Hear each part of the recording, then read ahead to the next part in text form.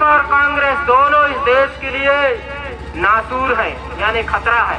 आपकी आर्थिक उन्नति हो इसके लिए योजना नहीं बनता, आपके लिए योजना बनता है कि राष्ट्रीय रोजगार गारंटी में गहती उठाओ, काम करो, मजदूरी करो। मोहन यादव जी, आप तो वोट चोरी करके सरकार बना लिए।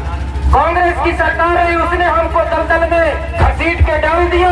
जब कांग्रेस के बाद भाजपा की जब सरकार आती है तो हमको धर्म कर्म में फंसाने का काम करना। आने वाले चुनाव में इस देश से भारतीय जनता पार्टी का सफाया होना चालू है। हमारे देश की सरकार ही हमारे साथ छल कपट कर रहे हैं कि नहीं, वो आदिवासी वहाँ पानी नहीं पहुँचाना, वो हरिजन लोग हैं वहाँ पर आप रोड नहीं बनाना, वहाँ लाइट नहीं भेजना है, उस गांव में आपको ये अच्छी स्कूल नहीं खोलना है। अरे आदिवासी क्षेत्र में आप अस्पताल बिल्डिंग बनाओ लेकिन डॉक्टर नहीं भेजना।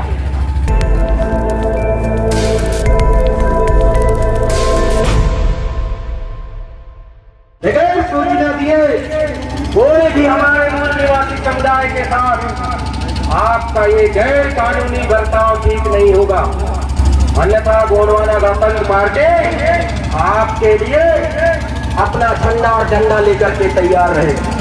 जब जरूरत पड़ेगा झंडा निकलेगा और डंडा चालू हो जाएगा।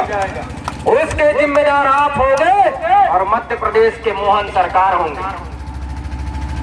मोहन यादव जी, आप तो वोट चोरी करके सरकार बना लिए।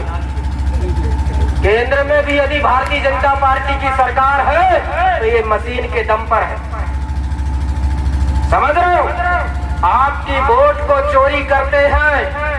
ये फर्जी वोट उस विधानसभा क्षेत्र में मतदान केंद्रों में ये फर्जी वोट नाम जुड़वाया जाता है और फर्जी वोट से अभी तक ये सत्ता में बैठ रहे, उसका भी काला चिट्ठा निकलना चालू हो गया है। आने वाले चुनाव में इस देश से भारतीय जनता पार्टी का सफाया होना चालू है। कुछ चंद कारपोरेट घराना यानी बड़े उद्योगपति लोग, पूंजीपति लोग पूरे देश के आर्थिक संस्थानों को कब्जा कर लिए। बेरोजगारी चरम सीमा पर है, बेरोजगार लोगों को रोजगार नहीं दिया जा रहा है, मजदूरों को मजदूरी नहीं मिल रही है। आज जल जंगल जमीन कहीं अडानी को बेच रहे हैं, कहीं अंबानी को बेच रहे हैं, ये स्थिति है। देश की कीमती संपत्तियों को देश की सरकारों ने बेच खाया है साथियों। आजादी के बाद, देश की आजादी के बाद संविधान जैसे ही लागू होता है तो अधिसूचित क्षेत्र यानी 5वीं अनुसूची 5th शेड्यूल और 6th शेड्यूल भारत के संविधान में लागू हुआ, लेकिन हमारे आदिवासी नेता बोले नहीं, आज भी सदन में नहीं बोल पा रहे हैं, जिसके कारण 5वीं अनुसूची आज भी हमारे 5वीं अनुसूचित क्षेत्र में लागू नहीं हो पा रहा है, उसका मसौदा नहीं बन पा रहा है। यही कारण है ये कुछ चंद दलाल लोग हमारे घर तोड़ दे रहे हैं। जिस दिन 5वीं अनुसूची बन जाएगा उस दिन किसी की ताकत नहीं है, और जिस दिन ग्राम सभा मजबूत होगी उस दिन ये अधिकारी जो आपके घर में आते हैं अगर आपसे पूछ करके आपके गांव में नहीं घुस पाएंगे। वो ताकत भारत के संविधान ने हमको दिया, उसके साथ भी इन सरकारों ने छेड़छाड़ किया। कांग्रेस की सरकार है, उसने हमको दलदल में घसीट के डाल दिया। हमारे तमाम राजा महाराजाओं के संपत्ति को, उनके किला महल को, उनके इतिहास को कराने का काम किया। इसके साथ ही जब कांग्रेस के बाद भाजपा की जब सरकार आती है तो हमको धर्म कर्म में फंसाने का काम करा। अरे आदिवासी तो आदिवासी है ना, आदिवासी मूल निवासी है, प्रकृति को मानने वाला है, कुदरत को मानने वाला है, प्रकृति के रक्षक है। अरे तुम कौन होते हो मोहन यादव जी, आदिवासी हिंदू है कहने वाले? अरे हमको धर्म कर्म में क्यों ले जा रहा है भाई? देश का विकास करने के लिए आपको मुख्यमंत्री के पद पर इस देश के, इस प्रदेश की जनता ने आपको बिठाया कि आपको धार्मिक प्रवचन करने के लिए भेजा गया है क्या? कि आप किसी को हिंदू बोल दो, किसी को मुस्लिम बोल दो, किसी को क्रिश्चियन बोल दो, ये गलत बात है। आपको भेजा गया है कि मध्य प्रदेश के लोग खुशहाल हो, मध्य प्रदेश के हर व्यक्ति को रोजगार मिले, उसका स्थायी वेतन हो, स्थायी रोजगार हो, उसको शिक्षा मिले, उसको स्वास्थ्य मिले, सुविधाएं मिले, हम भी, हमारा देश भी अमेरिका की तरह तरक्की करे, हमारा देश भी साउथ कोरिया की तरह तरक्की करे। लेकिन यहाँ हमारे देश के लोग ही, हमारे देश की सरकारें ही हमारे साथ छल कपट कर रहे हैं। इन्हें वो आदिवासी वहाँ पानी नहीं पहुँचाना, वो हरिजन लोग हैं वहाँ पर आप रोड नहीं बनाना, वहाँ लाइट नहीं भेजना है, उस गांव में आपको ये अच्छी स्कूल नहीं खोलना है।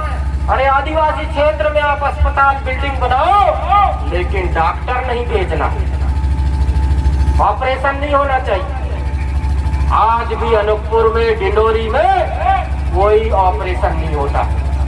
सब अस्पताल रिफर सेंटर हो गए, जबलपुर मेडिकल कॉलेज या फिर शहडोल मेडिकल कॉलेज, या छत्तीसगढ़ जाओ या नागपुर जाओ, तब हमको इलाज मिलती है। हम लोग आज भी आजादी के 80 साल होने वाले हैं, हम लोग आज भी प्लेन, हेलीकॉप्टर, एरोप्लेन जानते, हवाई अड्डा, उससे 200 किलोमीटर, 300 किलोमीटर, 400 किलोमीटर दूरी पर हमारा विकास कैसे होगा? हम लोग आज भी शहर नहीं देखे। इस तरह से इन सरकारों ने हमारे साथ शोषण किया। योजना नहीं बनाना कि आपको अच्छी मकान मिल जाए, आपको बढ़िया शुद्ध हवा मिले, पानी मिले, बिजली मिले, शिक्षा मिले, स्वास्थ्य मिले, आपकी आर्थिक उन्नति हो, इसके लिए योजना नहीं बनता।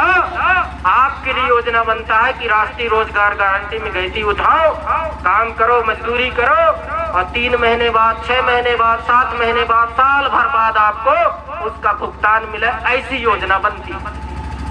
इसलिए इस देश का विकास नहीं हो सका।